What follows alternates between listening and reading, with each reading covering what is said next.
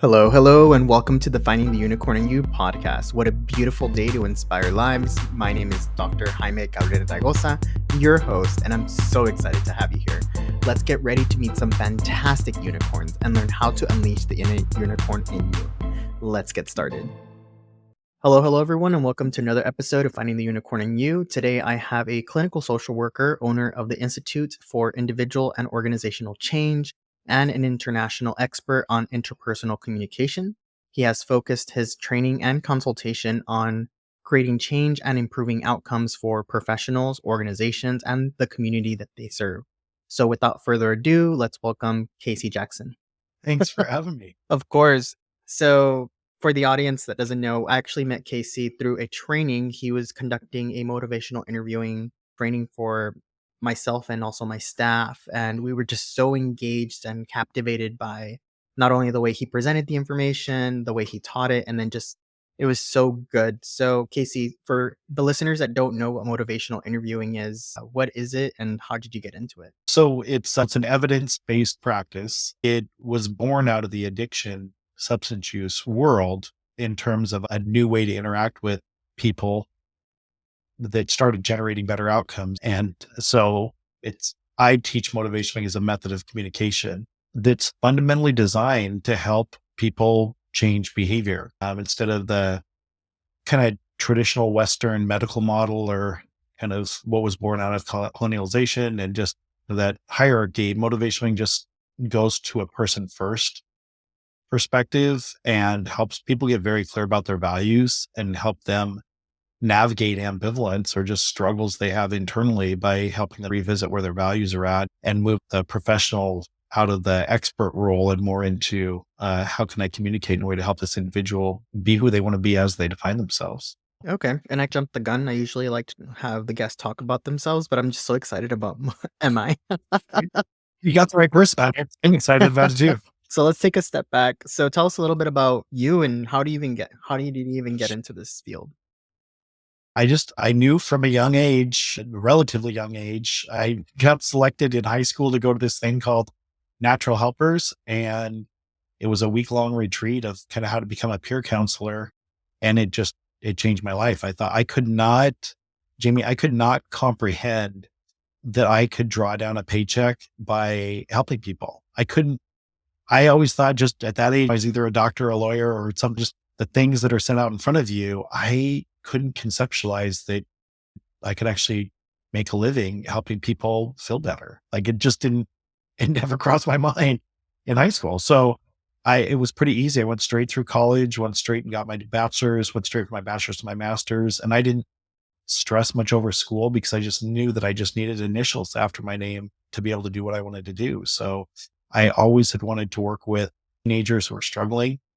So focused on that at the beginning with mental health and substance use with adolescents and families. And then my practice just evolved from there. And I got into working with incarcerated individuals, adults who had been incarcerated in state and federal prison and then started becoming more exposed to just system injustices and marginalization and racism. And especially working with formerly incarcerated individuals. And I just wanted to make more of a systems different.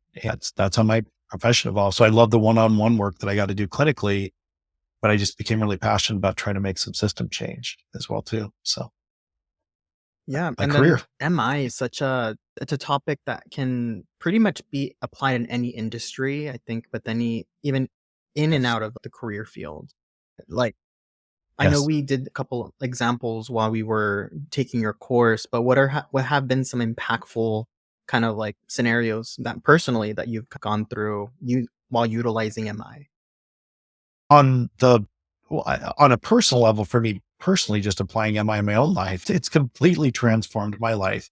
It's made me a better partner. It's made me a better parent. It's made me a better friend because the fundamental model, it's not a therapy. That's why I don't push it as a therapy technique, although some people do. It's a way of how do we help ourselves get our behavior in line with our values?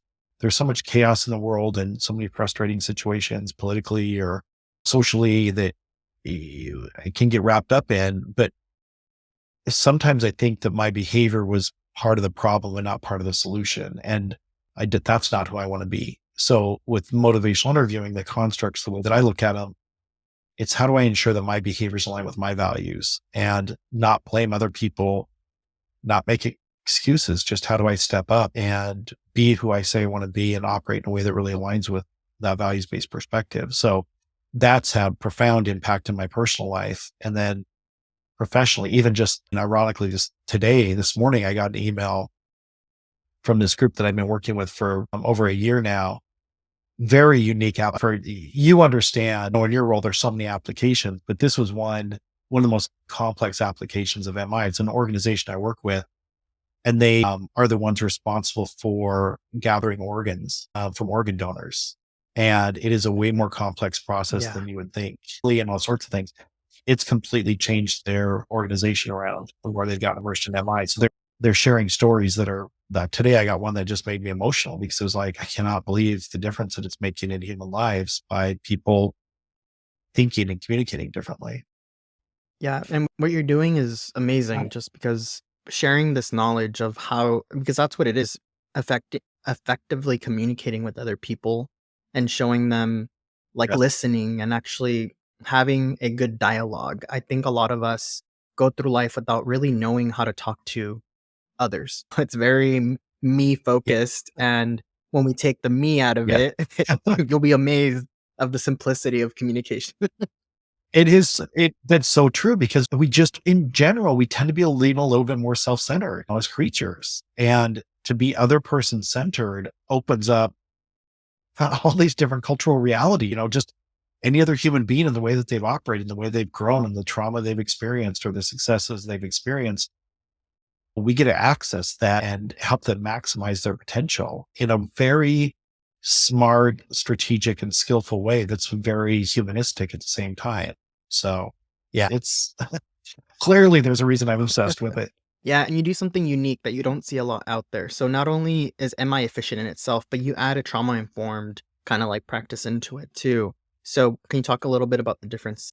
As a clinician, and Jamie, I think this makes sense to you as well. What would happen as I got more and more skilled at motivational interviewing, there's times that I would land these pretty deep or complex or provocative reflections. And I just remember when I'd be looking at the individual, when I'd land these reflections or this empathy, I could just see different things flicker inside of their brain or inside of behind their eyes. And I knew their brain was actually thinking in a different way.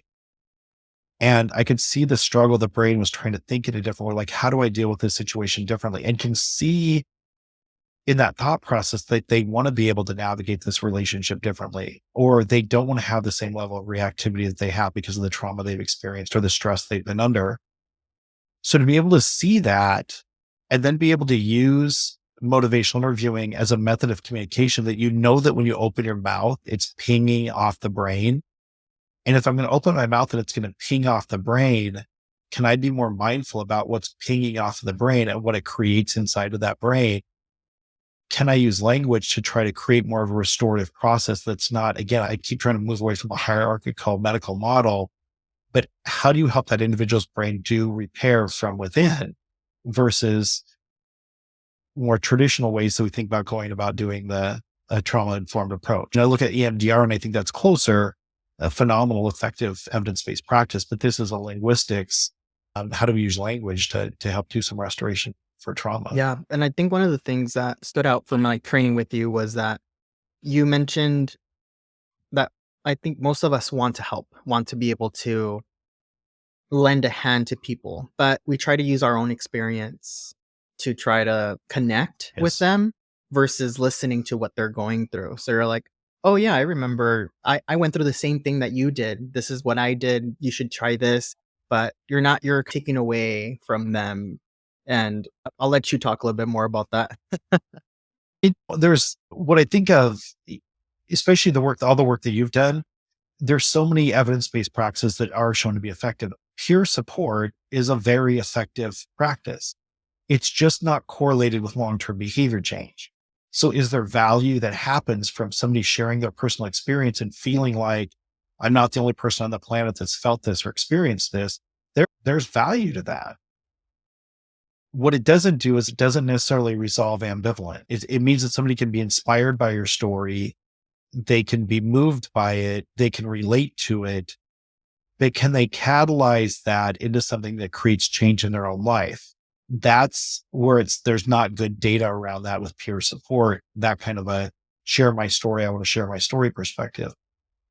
The way you catalyze behavior change is how do you get individuals to get clear and reconnect and re-embrace their own internal core values? And what would it take to happen in any given situation to get their behavior to start to move in that direction? What decision would you make in this relationship? What decision would you make in this job? If everything you decided to do is going to line up with what your deeper values are, what would that look like from here? That at the very least generates ambivalence versus do I agree with you or disagree with you, which is where sharing personal experience comes from. Yeah, that makes a lot of sense. And the first thing that I'm thinking about is like relationships, like personal relationships, where we can start implementing this a little bit more and then really finding that share value versus just telling you this is what I want or this is what you want type of thing. That's it. And in my personal relationship as a parent and as a partner, the biggest conversion I had to move through with myself, because I believe in this model so much, is their behavior in alignment with my values, or is their behavior in alignment with their values? And it's a very jagged pill to swallow because I fundamentally want their behavior to be in line with my values and the way I would deal with it. But that doesn't always generate a healthy interaction. And it is that conflict in terms of, do I want them to change to be who I want them to be, or do I love and accept them for who they are? This is what I deal with this on a daily basis as a parent of, oh, there's things I want them to do or things I want them to experience, but that's even a self-centered perspective. No, it's just like, they are here for their reason and I want to perpetuate that. And I believe in that philosophically, but does my language and my communication with them represent that? And that was rough in the beginning to go, I don't want to be that parent. And then it's like, then why are you being that parent if you don't want to be that parent? If you believe in them as a human being, then how do you clear the path that they get clear who they are?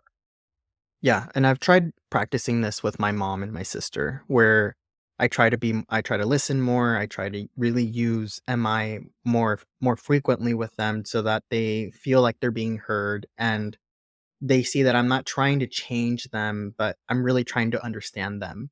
And it's been such a phenomenal shift in me doing that, where I used to be, and I still am in a sense internally, I always wanted to be right.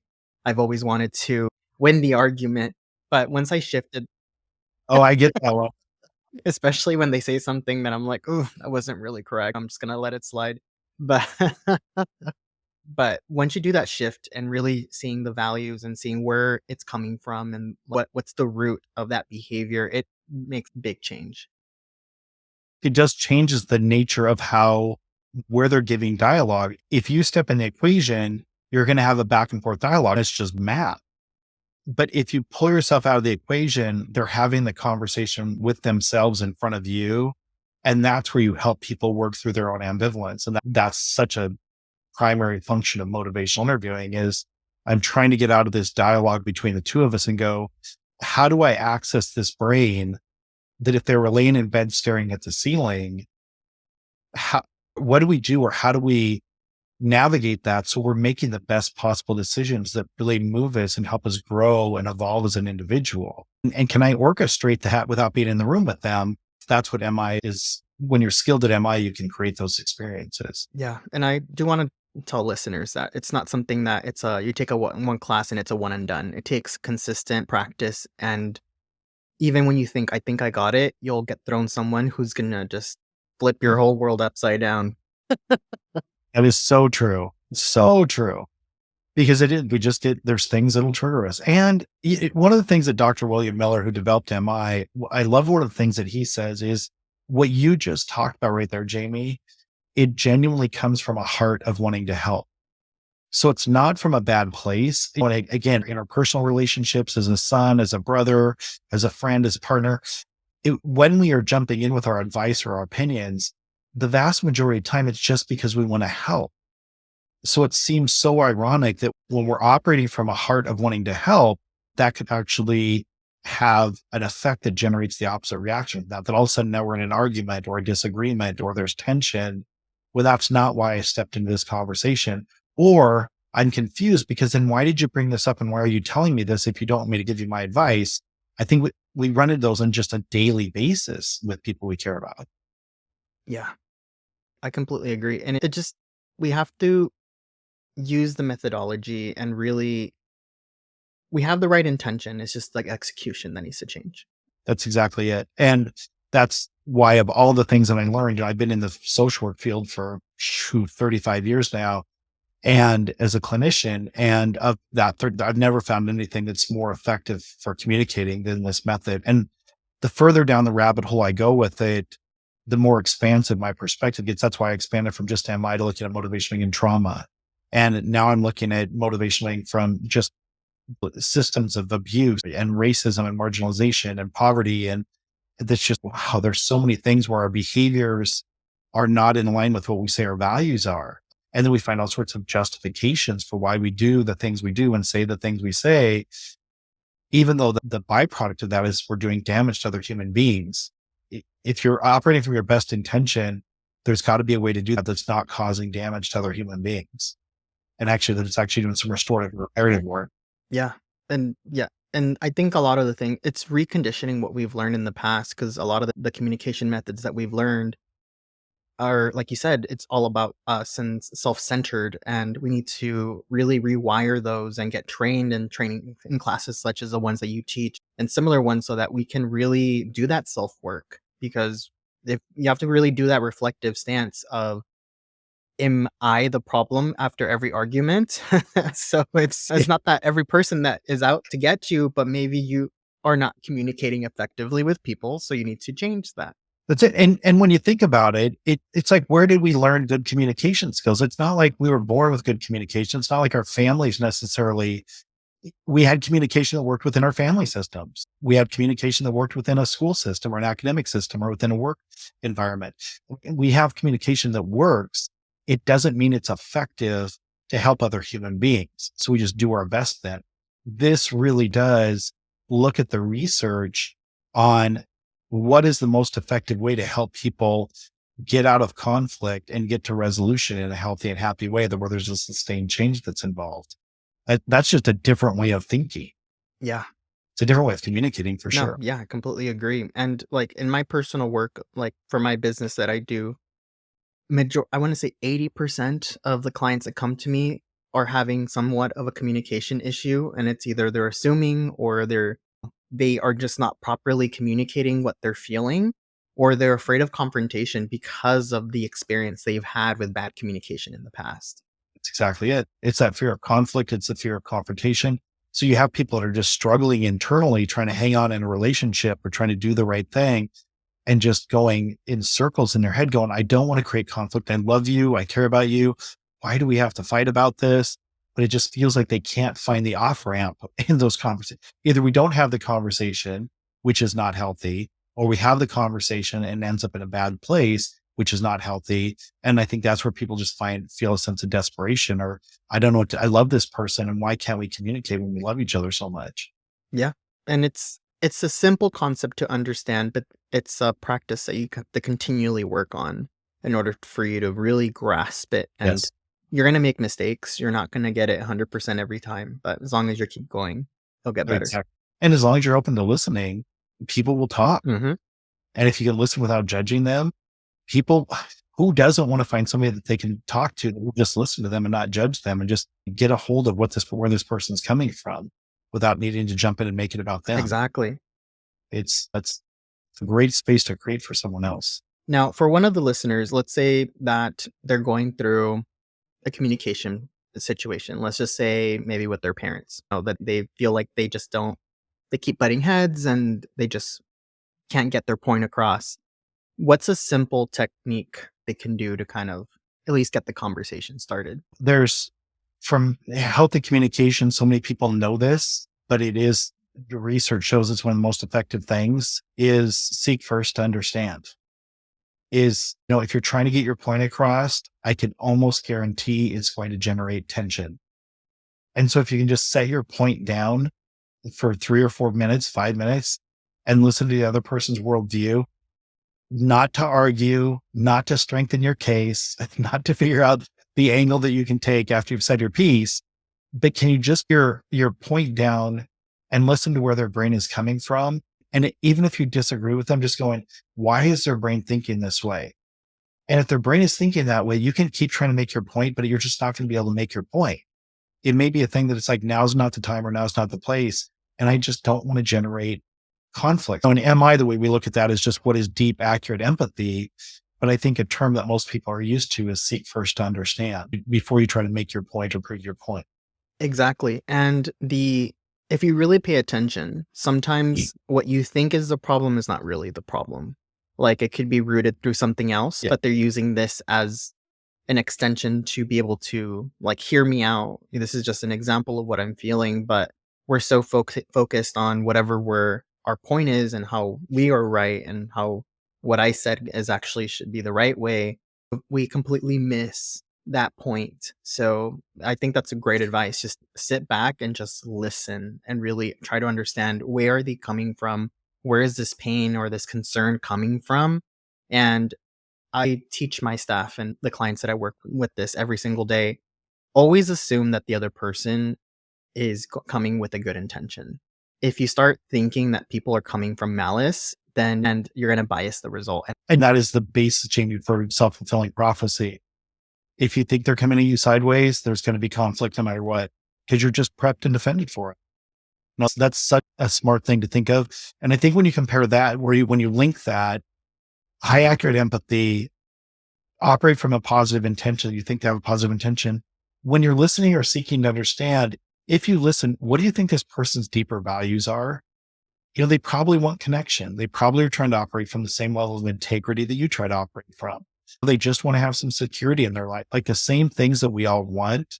We may not agree with the path or approach they're taking to get there, but as you listen and seek to understand, if you listen more deeply to what this person's values are, their deeper values are, you're probably closer to the same page than you think you are.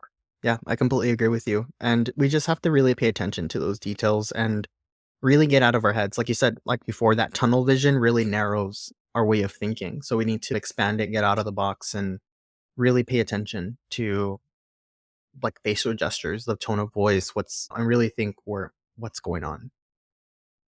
And one of the things that I like about just this concept of finding your unicorn, just looking into a little bit of what you do and what you're trying to create. I think if you're going to look for validation outside of yourself, I think this is where tension comes in, because we want people to agree with us. But if you really want to be able to find that sense of self and that sense of personal agency, you do have to find that inside of what are your values and how are you going to navigate your life. You can't look for that outside of yourself. But if you're looking for that validation, it's not going to be as easy as you're going to find it from within. You've got to find it. You've got to believe in yourself to be able to move forward with that. Take stock at that. Yes, I could. And then from that point forward, then is your behavior aligning with that? Is everything that you say, is your behaviors and your actions, are they aligning with who you believe yourself to be?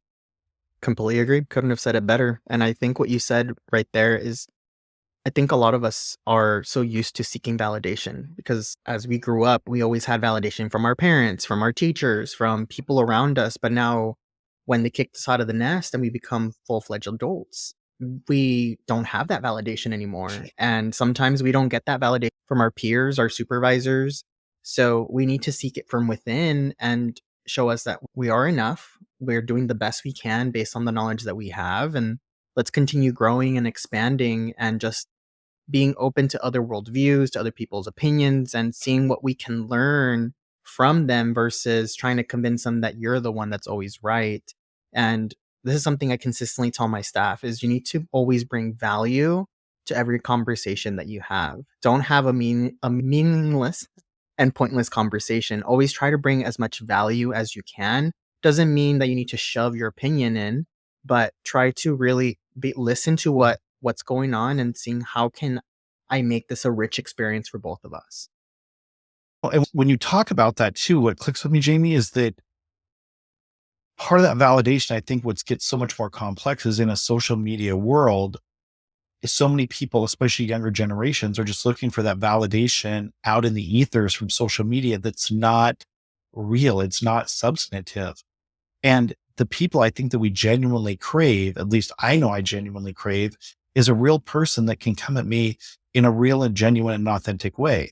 So the more clean and clear you get with yourself, and the more that you take stock and invest in yourself and get clear, what are my values? And do I have the integrity to try to keep my behavior aligned with my values in every interaction? I think that's what so many people in this world are seeking, is just somebody that's real and has substance. And are they who they say they are? Do they do what they say they're going to do? Do they act in a way that they expect other people to act? And I think when we find that, that's so rare that it's like, that's a person I want to spend time with or have in my life more, not just because they have 1,000 followers. It's just like that.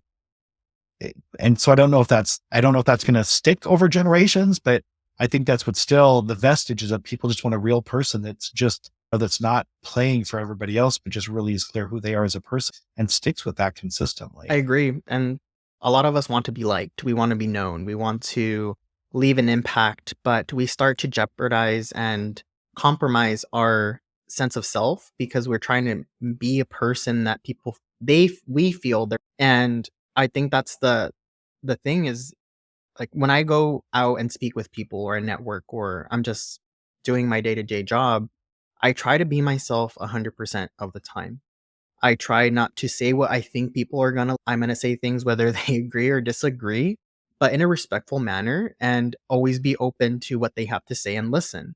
And I get the response, like you said, is like, wow, this guy's being himself. He's not trying to convince me of something. He's not trying to, like, push me towards whatever his agenda is. I just don't go with an agenda. I just have to be myself, and people, regardless of what I do, there's going to be people that like me and people that don't like me, and I don't need validation to show my worth. I know my worth and just going, but I think social media does affect us in that sense of where our value is the number of likes we get in every video and picture. That's it. And at the end of the day, there's just something that I can just speak for myself, that I know at the end of the day, there's a sense of homecoming when I'm laying in bed at night, just going, today was a good day. What I was able to create, the way I showed up, the level of transparency and honesty and vulnerability, it just made people around me feel healthier and happier. And I may never see them again, but it's just, there's other humans that communicate this way and that are just trying to operate from that place of just being honest and transparent and come from a place of love and compassion, even if we don't agree. That it's just like, this is just me speaking my truth. And this is a truth. As people get annoyed when I say it, but it's like, I just know this is my truth, and I don't know if it's your truth. I don't need it to be your truth. I just know it's my truth. And just knowing it's my truth, it gives me that North Star that I'm going to keep walking in that direction. And that's just my North Star, but I'm not saying it's right for everyone. And I think it's just helpful to be clear about that, because it allows people to be who they are as they define themselves. Yeah. And the only way to find your inner truth is by really doing that reflection, really spending that time getting to know you, and not be the person that other people are trying to make you, or that society and your family and your culture has tried to make you over the years. I think especially when we're young, we're trying to make uniform, good, civilized people to learn good values and stuff, but we get lost in that factory of sameness. So we need to take a step off the conveyor belt and try taking our own path. And I that can go in so many different ways with this conversation, but just we all go through our own we all go Yeah. through our own journey, and we all go through our own path, and not one path is the same way. I think a lot of people get so obsessed with comparing of was reached their massos, got their doctorate degree, or they have the kids and the wife, they got their own home, but there's multiple ways of success, and even the word success can be defined so many different ways depending on the individual. So you just have to stick to your own truth, like you said, and then just follow your own path and trust that you're on the path that you have to be. And just when you were saying that, Jamie, just the more that I learn, the more I learn about diversity, the more I learn about just moving beyond my own worldview. How could we have the same path when we started different starting points? Like, that doesn't even make sense when you look from that lens. It's like, literally, your go on your Monopoly board is such a different go than my Monopoly board. So how the heck can we have the same exact path. Like that doesn't even make sense when you look from that. We may run each other across each other like you and I have. Mathematically, in some ways, there's no way we should have ran across paths, but there's a reason we did. And because there's a certain trajectory that you and I both are on that, that there's a moment you cross paths with someone else, but you and I did not start from the same go. And so why would we have the same paths as far as what we're trying to achieve or trying to be like everybody else when our starting points are so different? Just with the families we're born into or the situations we're born into and the opportunities we're afforded or the things we're not afforded or the abuses we're suffering, or it's just, how can we be on the same path? Exactly. And you just remind me of an analogy that I love to use. I always say that you're born with a backpack, and some people's backpacks are already born with pebbles, and other people's backpacks are empty. We both have to go up this hill of life, and for some of us, the start may be super easy because it's empty, but you don't know what travelers are going to start putting pebbles along the way, and the person who started with pebbles, you don't know if maybe they're going to have a straight shoot. Maybe they did start with some disadvantages, but they avoided the people that were going to put pebbles and they didn't get until in life. So as you're going through that journey up the hill and you're looking back, don't judge or compare yourself to the people behind you or ahead of you because you don't know what they started with. I love that. And I think about that on so many levels because I just think about knowing that when you have privilege, you get to start with an REI backpack and you get to have the water bottles and everything else. But the person that didn't have that is used to going a lot longer without water. And so the person who runs out of water, who's used to having all these nice things, they can't make it a day without water when somebody's not used to those things. Every path is different. And what you've been given, and there's a reason you're given those challenges, and if, as long as you're trying to get to the top of the mountain, you will find a way to get there. Everybody will find a way to get there, and it may not be the same path. Completely agree. So that's why there's so many different complexities and so many different factors that affects us for being us. So you just can't compare yourself with anybody else's journey. So I do want to pivot into a different conversation. So you're a business owner, and not only are you a business owner, but you're also a clinician. Yeah. Not many people who get their licensure or become a clinician actually decide to take the big step of becoming a business owner. So what kind of lit that fire inside you to make that jump towards your own and invest in yourself? Oh, knowing what I know now, I probably still would have done it. I was just thinking, I don't know if I would have done it. I never had, probably the biggest thing that lit my fire was that I just wanted to work my own hours. And I didn't, I think it's what everybody thinks, Jamie, is if I ruled the world, how would I run the agency? If I got to do this, how would I do it?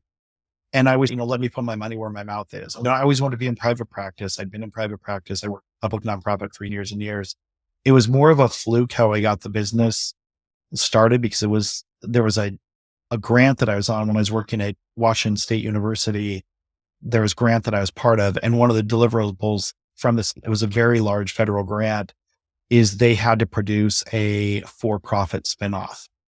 And they hadn't done that by the end of the grant cycle. And it was one of the major requirements. I don't know how they dropped the ball, but they dropped the ball on that.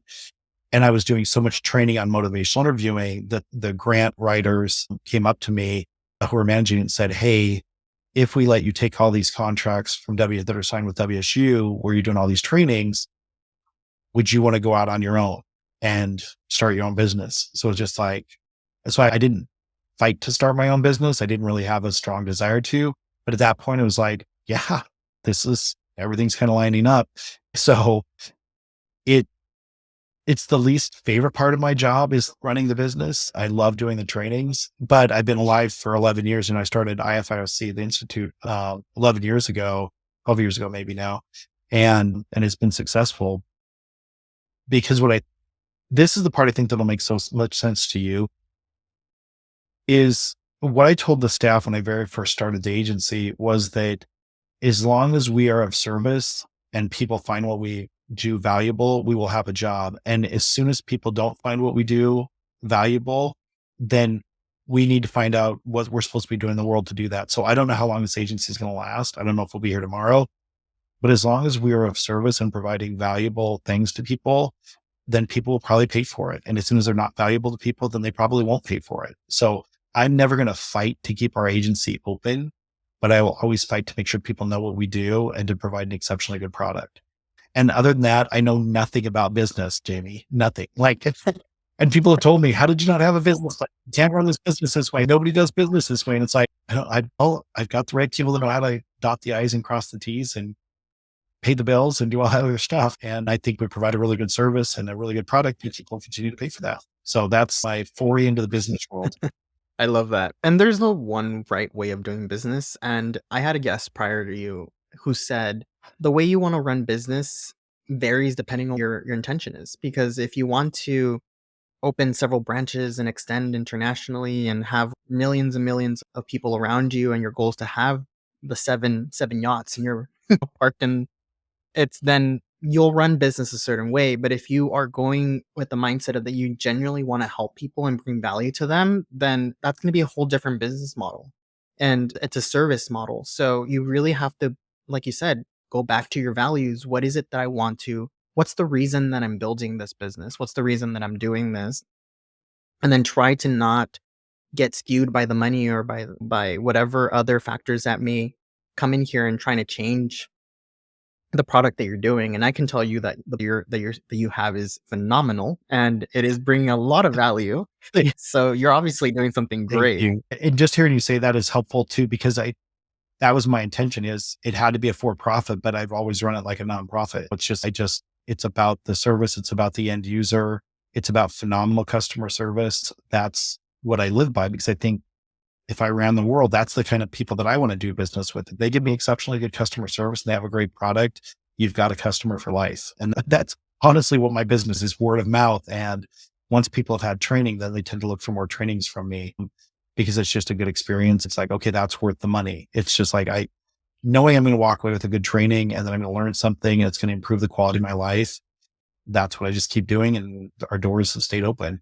Yeah, and like we talked about earlier, MI is not something that you can master off the bat. You're gonna need a lot of practice. You're gonna need a lot of guidance, and what that's a service that's gonna continue to bring them back to you. Especially like I've taken MI the past 5 years, and I've done several instructors, but I'm just like, like they were good, but I don't know. Like you can tell the intention behind.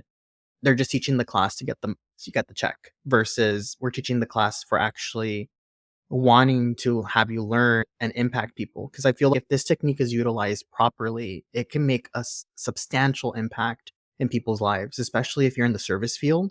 Like you can literally change lives.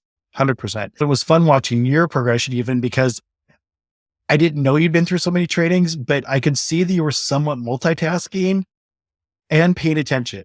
But I noticed that after the first day of training, the next day, there was no multitasking and you were like staring at the screen, which is like, hey, Jaime is completely engaged now, because it's like, okay, oh shit, this is not what I'd heard before. This is not what my brain thought this was. Like I could see the wheels just turning. And that's when you started asking so many questions and we're totally engaged. It was so much fun to watch that transition from literally when we did check-in to by the start of day 2, like your brain was just in a completely different place. That was fun. It's so funny and embarrassing that you say that, just because we actually had that conversation at the end with everybody, because everybody was really tired. They're like, I don't want to do this. This is like the 5th MI class we taken. Like this is not going to be any different. But I was like, no, we need that refresh. We need to try someone new. Let's see how it goes. And by the end of the session, everybody was just like with their jaw on the floor. Like, what the heck? Everything we've learned is like nothing compared to what he just taught us. And then everybody was like, What is awesome? I can just tell, because I see my staff, their eyes are everywhere, mine too. And we all agreed we're going to shut everything down and we're just going to be fully immersed into this course from now on, because this is phenomenal. That's what I hope for. And I get it, because I've been on the other side and there's nothing more painful than bad training. Like it's rough. And in a position like yours or a position like mine, I just don't have time to sit through bad training. There's too many things that need to get done that I need to put my energies elsewhere. But if it's going to be good training, I will shut everything off and absorb it, because I can feel there's something transformative that's going to happen. So that's the way I've always tried to work on my curriculum, is just imagine you're on the other side of the screen or you're in the audience. And it's like, it needs to be where every minute needs to be worth my time, because I don't have time to waste. I don't have resources. I can't send my staff to trainings that just aren't good. We all have a bunch of things on our plate. And I think time is one of the most precious things that we have. And we need to be effective as much as possible. So, and one of the things that I love that you did in your class is that you consistently did a check-in. And you're like, this is what I usually present, but if you guys don't like what I've just said, stop me so that I can reiterate it a different way. And most instructors don't do that. They're like, this is what the book says. This is what I'm going to teach you, like it or not. Get what you get and keep going. And I think that's what impacted most of us is that you constantly did that reflection and really focused on individualistic learning because not every group's going to be the same. Some people are going to get it like that, and other people are just going to, it may take a little bit longer and a little bit more reiterating certain things in order for it to click. I'll tell you, it's the reason why I love my job so much is because I've never trained the same thing twice because it's never the same group. So in some ways, I don't know if it's selfish on my part. I think it really is because I love training and I want people to get it. But the beauty is I'm never bored ever because I don't know what people are going to ask for questions and I don't know how it's settling into any individual brain. And so it forces me to really know the material and understand the model because I want to be able to answer every person's question authentically and dimensionally in a way that just satiates their brain because then their brain wants to learn more. It blows me away that I've had people that sat through the intro training like 4 or 5 times. And I'm always like, why do you do this? I cannot imagine why you would sit through this 4 or 5 times. They said every single time I learn something new. It's just, and everything I learn advances my basic knowledge and understanding of MI. And I can feel the quality of my life and the quality of my job improves every time.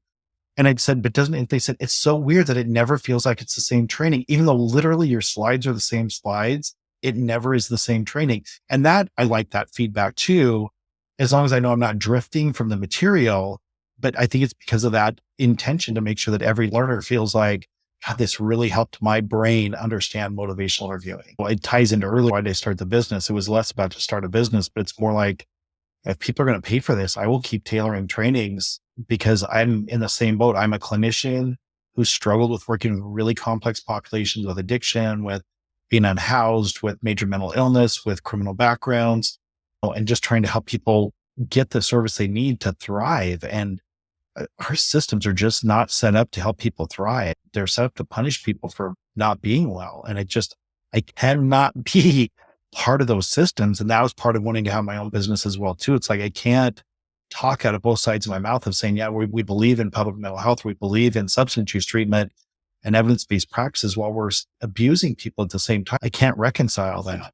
I agree. We have to be part of the solution, not part of the problem. But for people, in order to really tap into that inner unicorn and really be authentically themselves, what are some steps that you recommend people should start work on so that they can really reach their full potential? The thing I would say to anyone is truly understand what a core value is. We tend to lump a lot of things into values like I value employment or I value education or I value this or I value that. I value family. Those are not core values. It's not that those aren't important, but they're not core values. Core values have to do with connection, integrity, a sense of peace, a sense of well-being. Those are core values, a sense of community. The clearer you get on what your core values are, that to me is the start of finding that inner unicorn. It is when you see that the values that drive you and your behavior starts to align with it. This is where I think it links what you and I were talking about earlier about the path and finding your path and starting different places. All the elements that make you are based on who your values are or what your values are and how you choose to embody those and move forward. That cannot help but make you unique because what you were born with, what you came into this world with and how you're navigating the world, no one in the history of the world, in the history of this planet, in the history of humanity will taste the strawberry the same way you do or hold hands or kiss the way that you do. And from the life experiences you bring to that, how can you not be a unique being if you just own those things and stop trying to chase being like everybody else? It's when you find your core values and get your behavior in line with it. That is my belief for how to find your inner unicorn. And I agree 1,000%. Like every person is so unique and every person brings something different to the table. And it's just owning it and not being ashamed for your uniqueness. If listeners want to get in contact with you, book a class, or they just want to reach out and ask you some questions, how can they do that? Very easy. Our website is simple. It's IFIOC.com, IFIOC.com. And it's just my email address is just my name. It's KCCASEY.Jackson, JACKSON at IFIOC.com. And I love the conversations and I love when people reach out. So I'm a very accessible person. You and I are in the same boat in terms of just trying to ignite that flame inside of people. So any ways I can do that, I'm always on board. Awesome. Thank you so much. And for listeners, I will be putting all of the links in the show notes. And also, if you want to read up more about Casey, feel free to go to my website at raygoza-consulting.com. He will show up on the Unicorn Wall of Fame. You'll see a little blog with him and all the links there as well. And just as a friendly reminder for everyone, episodes come out every Friday at 7 a.m. And don't forget to leave us a 5-star review. Casey, thank you so much for everything. Really appreciated your time. And until next time. Thank you for listening to the Finding the Unicorn in You podcast. I truly appreciate you listening, and I hope you enjoyed this episode and gained valuable insights. If you like what you heard, please subscribe to our podcast and leave us a review on your favorite platform. Keep listening, keep learning, and keep growing. Until next time, this is Dr. Jaime Gabriel Raygoza signing off.